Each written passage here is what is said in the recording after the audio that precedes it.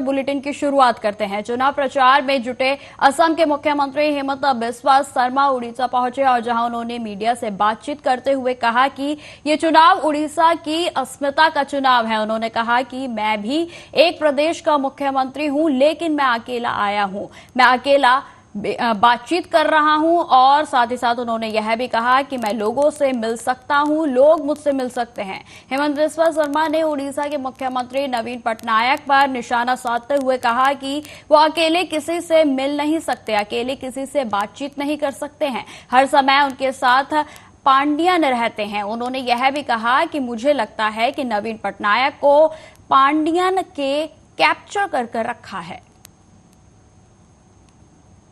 देखिए, ये चुनाव उड़ीसा का अस्मिता का चुनाव है। मैं भी एक प्रदेश का मुख्यमंत्री हूँ, लेकिन मैं तो अकेला आया हूँ। मैं अकेला बात कर सकता हूँ, मैं लोगों से मिल सकता हूँ, लोग मुझसे मिल सकता है, जैसे आप लोगों से मैं अभी मिल रहा हूँ। लेकिन जो उड़ीसा का मुख्यमंत्री है वो अकेला किसी को मिल नहीं सकता है, अकेला लोगों से बात नहीं कर सकता है और हर समय उनका साथ पंडियन रहते हैं। हमें मालूम करना पड़ेगा कि नवीन बाबू खुद पंडियन का साथ रहता है या पंडियन कुछ ऐसा खेल खेला है जिसका कारण नवीन बाबू पंडियन का जो एक ग्रीब है उनसे बाहर नहीं जा सकते हैं। मेरा तो मानना है कोई हाईकोर्ट का जज नवीन बाबू से अकेला बात करना चाहिए। क्या वो खुश है, क्या वो ठीक ठाक है? अगर कोई व्यक्ति, मैं हाईकोर्ट का जज इसलिए बताया वो न्यूट्रल होगा, हाईकोर्ट का चीफ जस्टिस या हाईकोर्ट का जज नवीन बाबू से अकेला 10 मिनट बात करना चाहिए। मैंने बीजेडी का जितना दोस्त को मैं जानता हूँ सबसे मैंने बातचीत किया। लास्ट 10 साल किसी ने भी नवीन बाबू को अकेले मिला नहीं है। जब भी मिलते हैं पंडियन साथ में रहते हैं और नवीन बाबू खाली ओके ओके ओके यही सब बोलते हैं, उनका आगे वो कुछ नहीं बोलते हैं। अगली खबर की ओर बढ़ते हैं। भाजपा नेता शहजाद पूनावाला ने कलकत्ता उच्च न्यायालय द्वारा 2010 के बाद पश्चिम बंगाल में जारी किए गए सभी ओबीसी प्रमाण पत्रों को रद्द करने के फैसले पर कहा कि लगभग 5 लाख ओबीसी प्रमाण पत्रों को स्थगित किया गया है। उन्होंने यह भी बताया कि हाईकोर्ट के फैसले ने बताया गया है कि कैसे केवल वोट बैंक और तुष्टीकरण की राजनीति के लिए ममता बनर्जी की सरकार ने जो अधिकार ओबीसी समाज के लिए था उसे धार्मिक आधार पर मुसलमानों को दे दिया है। शहजाद पूनावाला ने यह भी कहा कि ओबीसी एससी एसटी के लोगों के अधिकारों को छीनकर एक वोट बैंक को खुश करना और एक और प्रमाण सामने आया है। उन्होंने यह भी कहा कि जब प्रधानमंत्री ने इंडिया गठबंधन को चुनौती भी दी है, आप लिखकर दीजिए कि धार्मिक आधार पर ओबीसी एससी एसटी कोड से काट कर आरक्षण नहीं दिया जाएगा, तो उन्होंने ये चुनौती स्वीकार क्यों नहीं की?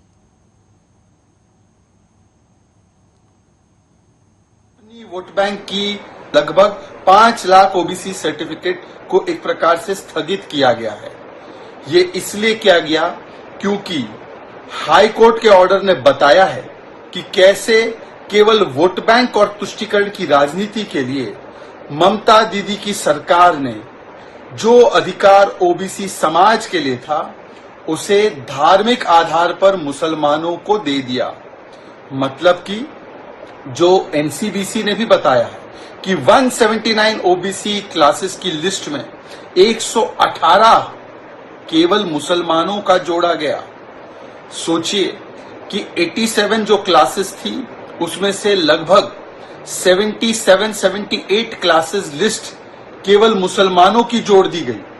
हाई कोर्ट ने बताया है कि किस प्रकार से ये बिना कोई एप्लीकेशन ऑफ माइंड केवल और केवल धार्मिक आधार पर आरक्षण देने के लिए और अपनी वोट बैंक की लालसा को पूरा करने के लिए ये पूरा का पूरा जो काम है वो किया गया। मतलब जो ओबीसी के लोग हैं, जो एससी एसटी के लोग हैं, उनके अधिकारों को छीन कर एक वोट बैंक को खुश करने के लिए एक और बार एक प्रमाण सामने आया। इंडी गठबंधन की सरकारों ने और पार्टियों ने, चाहे ये कर्नाटका में हो वहां पर भी किया है, जामिया एएमयू में भी किया है, तेलंगाना में भी किया है, आंध्र में भी किया है और रंगनाथ मिश्रा कमेटी रिपोर्ट में भी इसी की वकालत की कि एससी एसटी ओबीसी के अधिकारों को काटकर मुसलमानों को दे दिया जाए।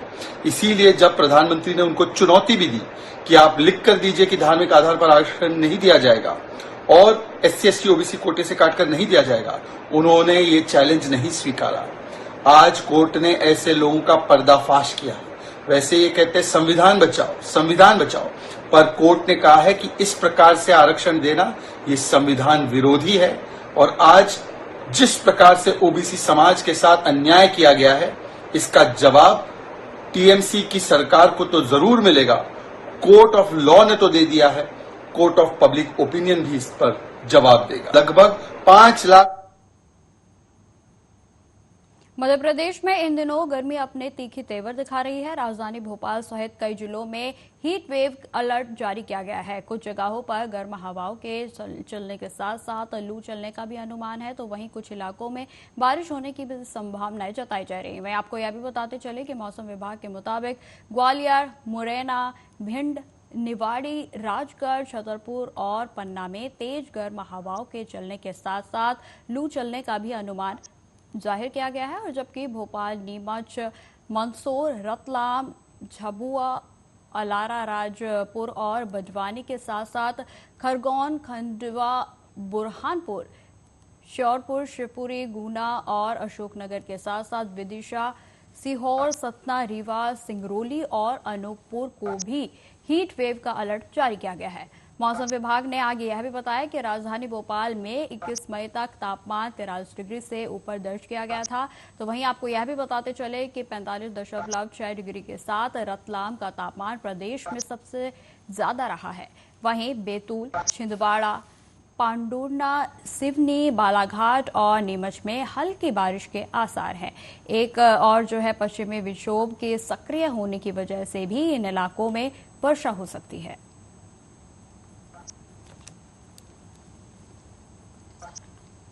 नमस्कार, मैं प्रकाश दुबे, मौसम विज्ञानी, मौसम केंद्र भोपाल। आज का मौसम शुष्क रहेगा और जो अभी हीट वेव कंडीशंस का जो दौर चल रहा है पूरे मध्य प्रदेश में, तो वहाँ पे north west MP, north east MP तथा मालवा रीजन जो है वेस्ट एमपी का, वहाँ पे जो है हीट वेव की संभावना बनी हुई है। उसके साथ ही जो आप देख सकते हैं पिछले 24 घंटे में जो सर्वाधिक अधिकतम तापमान रतलाम में 45.6 डिग्री सेल्सियस दर्ज किया गया। उसके साथ ही जो है पिछले 24 घंटे में जो है रतलाम, दतिया, नौगांव, गुना, ग्वालियर में जो है हीट वेव दर्ज की गई है।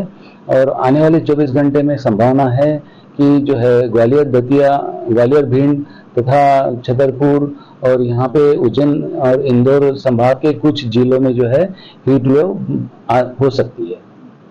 बारिश की संभावना जैसे कि अभी एक सिस्टम ऊपर में एक पश्चिमी विक्षोभ है जो कि ईस्ट पाकिस्तान के ऊपर बना हुआ है। उसके साथ ही एक हरियाणा में जो है cyclonic circulation 1.5 kilometre above mean sea level है और उस हरियाणा के साइक्लोनिक सर्कुलेशन से एक नॉर्थ साउथ ट्रफ लाइन बनी है जो कि मराठवाड़ा तक जाती है, जो कि मध्य प्रदेश होके गुजरती है। तो इन सिस्टम के चलते जो है हल्की आंशिक बादल छाए रहने की संभावना है पूर्वी मध्य प्रदेश के कुछ जिलों में। और उसके साथ ही जो है साउथ मध्य प्रदेश के कुछ जिलों में जो है हल्के गरज चमक के साथ बौछारें कहीं गिरने की संभावना है, तेज हवा भी चल सकती है। छिंदवाड़ा के परासिया में रिश्वत की पहली किश्त के रूप में 7,000 रुपए लेते ही पटवारी लोकायुक्त के शिकंजे में आ गया। दरअसल जमीन का खात जो है वो आपको बताते चले कि वहीं बनवाने के नाम पर पटवारी कमल गड्डेवाल ने जो है वो चिंगली के रहने वाले गुलफाम अंसारी से घूस की मांग की थी। गुलफाम अंसारी की बहन गुन्नार जो है उन्होंने अंसारी के नाम पर जो है चिकली कलागांव में 9,000 वर्ग फीट का प्लॉट खरीदा था और जिसकी बही बनवाने के नाम पर पटवारी कमल गड्डेवाल ने 10,000 रुपए की रिश्वत मांगी थी और जिसकी शिकायत मिलने के बाद आरोपी को 7,000 रुपए की रिश्वत राशि लेते ही लोकायुक्त टीम ने रंगे हाथों पकड़ लिया। फिलहाल आरोपी के खिलाफ भ्रष्टाचार निवारण अधिनियम के तहत प्रकरण दर्ज कर लिया गया है और कार्रवाई जारी है। निवासी उनने उनकी बहन के नाम से एक जमीन प्लॉट खरीदा था 9000 उसकी ऋण पुस्तिका बननी थी। उसके संबंध में संबंधित पटवारी से मुलाकात की और उनके द्वारा 10,000 रुपये की रसीद की मांग की गई थी, जिसके शिकायत आवेदक द्वारा पुलिस अधीक्षक संजय साहब के सामने की गई। उनकी शिकायत पर सत्यापन किया गया। सत्यापन उपरांत आज दिनांक को खरीदा था, उसकी पावती बनवाने के लिए कमल गढ़वाल पटवारी साहब के पास 3 महीने से चक्कर लगा रहा था। आज हो जाएगा काम, कल हो जाएगा, और मेरे से पैसे की मांग कर रहे थे। तो आज उनको मैंने 7,000 रुपये दिया और उनको लोकायुक्त टीम जबलपुर ने पकड़ी। मतलब मेरे को मानसिक रूप से प्रताड़ित कर दिए थे कि काम नहीं कर रहे थे, मतलब पैसे पैसे पैसे पैसे और उसके सिवा काम कभी होते नहीं था उनसे। बस यही है बात। कितने रुपए मांगे थे आपसे? उन्होंने 10,000 रुपये मांगे थे पैसे। कितने दिनों से मामला लटका हुआ था? लगभग 3 महीने हो गए। 3 महीने पहले मैंने अपनी मतलब रजिस्ट्री की फोटोकॉपी उनको दे दिया था और आवेदन, उसके बाद अभी तक मतलब पावती भी बनाई नहीं। कहाँ पैसे दिया आज आपने? आज मैंने ICI बैंक परासी में पैसे दिए उनको। तो आपको वहीं उन्होंने मिलने बुलाया? अगली खबर भोपाल से है, जिसमें आपको बताते चले कि हमें अब आरएसएस की जरूरत नहीं, बीजेपी अपने दम पर आगे बढ़ने में सक्षम है। ये बयान बीजेपी के राष्ट्रीय अध्यक्ष JP नड्डा ने दिया था और इस बयान ने अब सियासी पारा चरम पर है, जहां JP नड्डा ने कहा कि अटल जी के समय में पार्टी सक्षम नहीं थी और अब पार्टी अकेले दम पर आगे बढ़ने के लिए सक्षम है। नड्डा के बाद बयान के बाद जो है आपको बताते चले कि कांग्रेस भी जो पूरे तरीके से है वो हमला बोल रही है। कांग्रेस के मीडिया प्रमुख मुकेश नायक ने कहा कि जिनकी बैसाखियों पर चलकर बड़े हुए, जिन्होंने आपका लालन पालन किया, आप अब उन्हीं से कह रहे हो कि आप बड़े हो गए हो। उन्होंने कहा कि आरएसएस के बगैर बीजेपी शून्य है। मुकेश नायक ने कहा कि आरएसएस ने अगर हाथ खींच लिया तो बीजेपी का वह हाल होगा जैसे पांव के नीचे से जमीन चली गई हो। जिनकी बैसाखियों पे चलकर बड़े हुए, जिन्होंने आपका लालन पालन किया, अब आप उन्हीं से कह रहे हो कि आप बड़े हो गए हो। JP नड्डा को थोड़ा सोच समझ के बोलना चाहिए और उनको ये ज्ञान होना चाहिए कि वो बोल क्या रहे हैं। अडवाणी जी ने सजदा कर लिया था पाकिस्तान में जाके जिन्ना की मजार पर। शाम को सुदर्शन जी ने कह दिया था कि बीजेपी में अडवाणी और अटल युग खत्म हो गया, और हो गया। इन्हें इल्म नहीं है कि आरएसएस के बारे में क्या बोल रहे हैं, उनकी क्या स्थिति बनने वाली है।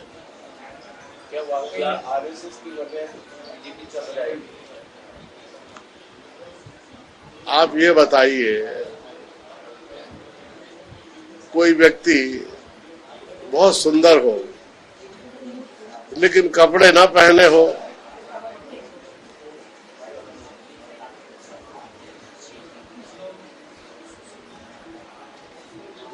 कोई व्यक्ति पूरे आभूषण पहने हो। अब खबर मध्य प्रदेश के बैतूल से सामने आ रही है, जहां परतवाड़ा मार्ग पर अंग्रेजों के जमाने की बनी पुलिया एक गाड़ी पलट गई और जिसमें सवार 3 लोग गंभीर रूप से घायल हो गए और जिन्हें राहगीरों की मदद से जिला अस्पताल में भर्ती कराया गया। बताया जा रहा है कि मचना नदी के करबला घाट पर सालों पुरानी पुलिया पर रेलिंग नहीं होने से हमेशा दुर्घटना का भय बना रहता है। और वहीं आपको बताते चलें कि पिछली बारिश में भी यहां से एक बाइक सवार जो है वो बह गया था और वहीं बार बार होने वाले हादसों के बाद भी पुलिया को लेकर प्रशासन का उदासीन रवैया समझ से परे है। इस पुलिया से लगातार आवागमन होने के बाद भी इसको लेकर प्रशासन गंभीर नहीं है, जबकि इस पुलिया से नेशनल हाईवे नजदीक होने के कारण 24 घंटों वाहनों का आना जाना लगा रहता है। मध्य प्रदेश के बड़वानी जिले के सेंधवा में मानवता को शर्मसार कर देने वाली घटना सामने आई है, जिसमें हैवानियत की हदें तब पार हो गई जब एक दरिंदे ने 11 साल की मासूम को अपनी हवस का शिकार बनाया। आपको बताते चले कि एस पुनीत गहलोत ने बताया कि कल रात लगभग 8 बजे के समय पर मां अपनी बेटी के साथ एक होटल में काम करने पहुंची थी और जब काम कर कर मां बाहर आई तो बेटी वहां से गायब थी।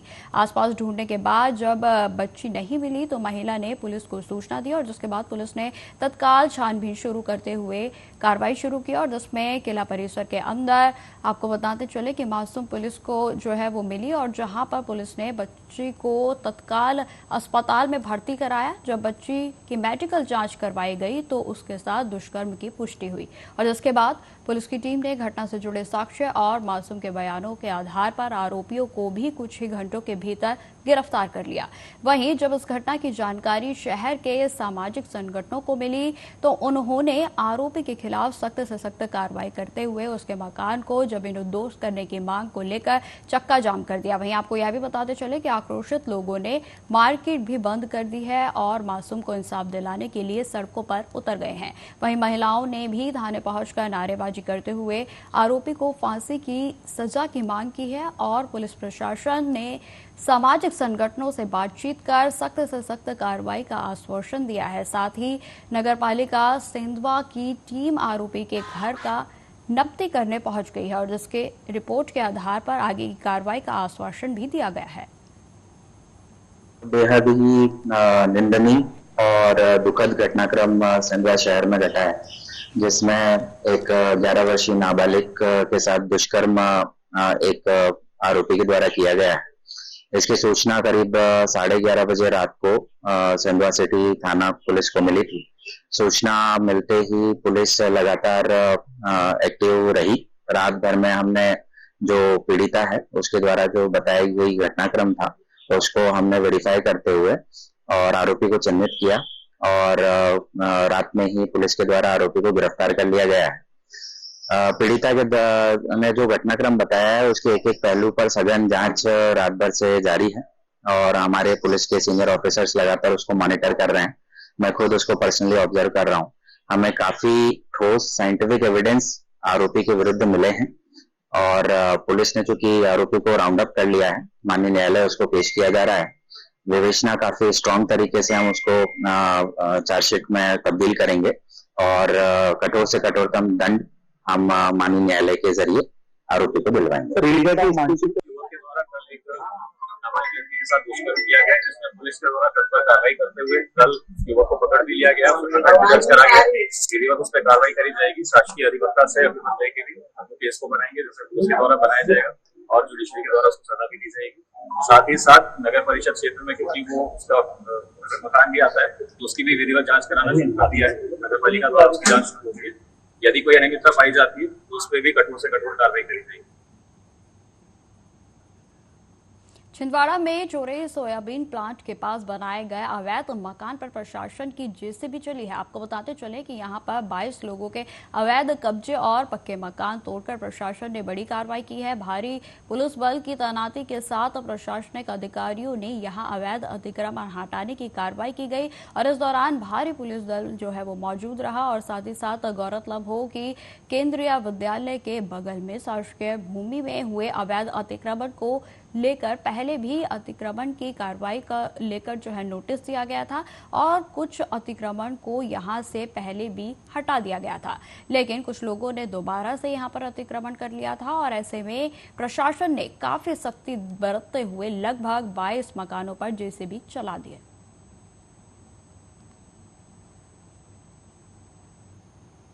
विदिशा शहर में पुलिस ने सुरक्षा के लिहाज से और अपराधियों की धरपकड़ करने के उद्देश्य से सीसीटीवी कैमरे लगाए थे और जो कि पुलिस लाइन कंट्रोल रूम में निगरानी में रहते हैं। आपको बताते चलें कि शहर में लगभग 183 कैमरे लगे हुए हैं और जिसमें से कुछ कैमरे बंद भी हैं। वहीं नगर पुलिस अधीक्षक अतुल सिंह का कहना है कि 183 कैमरे में से 147 कैमरे काम कर रहे हैं और जबकि 33 कैमरों की रिपेयरिंग का काम जल्द ही पूरा कर लिया जाएगा। उन्होंने दावा किया है कि हाल ही में हुई चोरियों को उनका खुलासा करने में सीसीटीवी कैमरे की मदद ली गई थी और बाकी कैमरों को भी जल्द सुधरवाने का दावा किया गया है। वहीं दूसरी ओर शहर की पुलिस चौकियों में पुलिस बल को भी अपराधों को बढ़ाने में सहायता हो रही है और साथ ही साथ आपको बताते चले कि लगातार अपराधों पर धरपकड़ की जा रही है।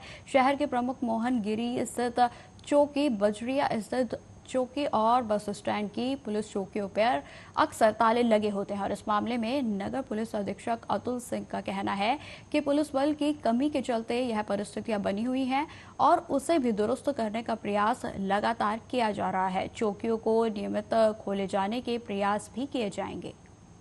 सर, शहर में लगे कैमरे, कितने कैमरे लगे हुए हैं और कितने कैमरे बंद हैं और क्या काम चल रहा है कैमरों पर? दरअसल पूरे शहर के अंदर 183 कैमरे लगे हुए हैं, जिसमें से 147 कैमरे तो कैमरे ठीक हैं, बाकी 33 कैमरे खराब हैं, जिसमें से आज हमने 6 कैमरे ठीक करा दिए हैं और लगातार वो ठीक करवाएंगे। कैमरों के माध्यम से पुलिस को बहुत सहायता मिल जाती है। 1,90,000 रुपये की घटना जो हुई थी वो भी कैमरे की सहायता से पकड़ने में हमें सहायता मिली है। इसके अलावा अभी उदयनगर और बंटी नगर क्षेत्र में 2 चोरियां हुई थी, उनको भी कैमरे की सहायता से उनको क्लू मिला और हम पकड़ने में कामयाब हुए। सर, शहर की मुख्य 3 चौकियां मोहनगिरी, बस स्टैंड और बजरिया, तीनों में एक तो लगभग पूर्ण रूप से बंद है। बस स्टैंड और बजरिया की चौकी में भी लगभग ताला लगा। क्या कारण है? भाई देखिए, फोर्स की कमी है। हम लोग प्रयास कर रहे हैं कि वहाँ की तीनों चौकियां शुरू करवाएं। बजरिया, मोहनगिरी, तीनों चौकियां जो हैं काफी अच्छी हैं, लेकिन फोर्स की कमी की वजह से नहीं चल पा रहा है। कर रहे हैं प्रयास, पुलिस अधीक्षक महोदय से आग्रह करेंगे कुछ फोर्स और मिलेगा।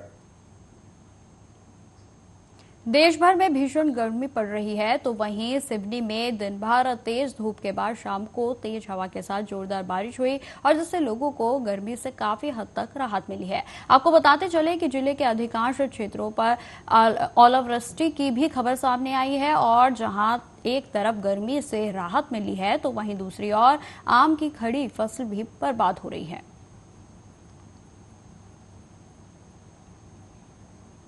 अलीगढ़ मुस्लिम विश्वविद्यालय के छात्रों के द्वारा इंडो इस्लामिक सब्जेक्ट को 11वीं में इंट्रेंस एग्जाम के हटाने का विरोध जो है अब तूल पकड़ता हुआ नजर आ रहा है। आपको बताते चले कि छात्रों का आरोप है कि इंडो इस्लामिक सब्जेक्ट को हटाने के मामले में उनके द्वारा ऐसे लोगों के नाम बताए गए हैं जिन्होंने इंडो इस्लामिक सब्जेक्ट को हटाने की में सहमति दी थी। छात्रों का यह भी कहना है कि अलीगढ़ के मुस्लिम विश्वविद्यालय की कमेटी और बीसी के बिना दखल के यह काम किया गया है और ऐसे में अलीगढ़ मुस्लिम विश्वविद्यालय के छात्रों के द्वारा आरोप भी लगाए जा रहे हैं। छात्र लगातार यही कह रहे हैं कि इस तरह से खिलवाड़ नहीं होने दिया जाएगा। जिस तरह से इस कमेटी के द्वारा अपने मन से माफिक इंडो इस्लामिक सब्जेक्ट को हटाया गया है वह पूरे तरीके से गलत है और अलीगढ़ मुस्लिम यूनिवर्सिटी का जो सब्जेक्ट है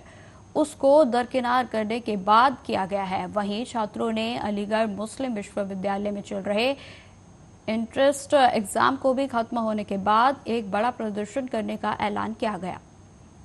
मैं आपको बताना चाहता हूँ तमाम अलीग बिरादरी को, चाहे वो हिंदुस्तान के अंदर मौजूद हो या हिंदुस्तान से बाहर हो या कैंपस के अंदर मौजूद हो, किसी के पास भी चाहे वो एकेडमिक काउंसिल ही क्यों ना हो, एकेडमिक काउंसिल से ऊपर कोई नहीं है, ना कंट्रोलर है ना बाकी कमेटी मेंबर्स हैं, इवन वाइस चांसलर भी एमयू एक्ट को बाईपास नहीं कर सकते। जो एमयू एक्ट 1920 है उसका एक पेज आपके सामने मैं दिखा रहा हूं। ये पेज जिसका कॉलम है, पॉइंट नंबर है 5, power of the universities. 5(2)(b) ये क्लियरली कहता है कि इस यूनिवर्सिटी के अंदर जो प्रमोशन किया जाएगा वो ओरिएंटलिज्म और इस्लामिक थॉट्स को, थियोलॉजी को प्रमोट किया जाएगा और उसका मकसद ही है। सिमिलरली जो थर्ड पॉइंट है, सी पॉइंट है, to promote specially the education and culture advancement of Muslims. तो ये वो चीजें हैं जो एमयू एक्ट के अंदर हैं, जो हमारे आबाओ अजदाद ने अपनी जान माल की कुर्बानी देके। अलीगढ़ कलेक्ट्रेट सभागार में डीएम की अध्यक्षता में प्रधानमंत्री नरेंद्र मोदी, मुख्यमंत्री योगी आदित्यनाथ के ड्रीम प्रोजेक्ट राजा महेंद्र प्रताप सिंह राज्य विश्वविद्यालय को लेकर एक अहम बैठक आयोजित की गई और जिसमें विश्वविद्यालय प्रशासन, निर्माणदायी संस्था सहित राज्य विश्वविद्यालय से संबंधित सभी अधिकारीगण मौजूद रहे और जिसमें निर्माण कर रही संस्था ने 15 जून तक निर्माण कार्य पूरा करने और विश्वविद्यालय प्रशासन को बिल्डिंग सौंपने की निश्चित तिथि बताई है। और साथ ही साथ आपको यह भी बताते चले कि निर्माण करने वाली संस्था ने इससे पहले भी 5 बार विश्वविद्यालय का काम पूरा करने के लिए प्रशासन से समय ले चुकी है और कई बार प्रशासन के द्वारा समय दिया गया, लेकिन आज तक समय निकल जाने के बाद भी कार्य पूरा नहीं किया गया है। वहीं अब इस मीटिंग में काम पूरा करने के लिए अल्टीमेटम दिया गया है। 15 जून तक हर हालत में काम को पूरा करने के आदेश भी जारी कर दिए गए हैं। भाई आज डीएम साहब की अध्यक्षता में राजा महेंद्र प्रताप सिंह राज्य विश्वविद्यालय अलीगढ़ के संदर्भ में बैठक हुई है, जिसमें विश्वविद्यालय के से संबंधित जितने अधिकारी थे सभी उपस्थित थे। सभी ने विश्वविद्यालय के संदर्भ में एक डेडलाइन 15 जून फिक्स किया है कि 15 जून तक हर हाल में कंप्लीट करके दे दिया जाएगा। प्रधानमंत्री मुख्यमंत्री का ड्रीम प्रोजेक्ट था राजा महेंद्र प्रताप राज्य विश्वविद्यालय का निर्माण। इसमें निर्माण एजेंसी को अब तक 5 बार समय दे दिया गया है, लेकिन निर्माण एजेंसी अब तक काम नहीं पूरा कर पा रही। क्या गारंटी है कि 15 जून अब आज जो जिलाधिकारी के द्वारा डेडलाइन दी गई है वो कंप्लीट हो पाएगी, जिससे छात्र वहां जाएं? नहीं, यह पूरा आश्वासन है, ये आश्वस्त किया है कि हम प्रत्येक दशा में 15 जून तक हम कर लेंगे। क्या मानते हैं कि एजेंसी की लापरवाही की वजह से वहां? तो फिलहाल इस बुलेटिन में इतना ही। देश दुनिया की तमाम खबरों की जानकारी के लिए बने रहे हमारे साथ। नमस्कार।